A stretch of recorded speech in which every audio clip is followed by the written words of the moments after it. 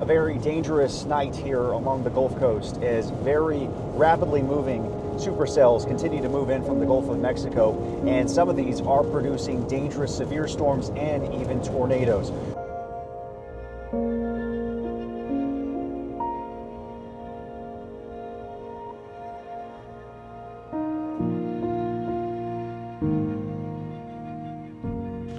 It's incredible stories you hear, even the worst disasters like this tornado that tore through this trailer home park in Marianna, Florida.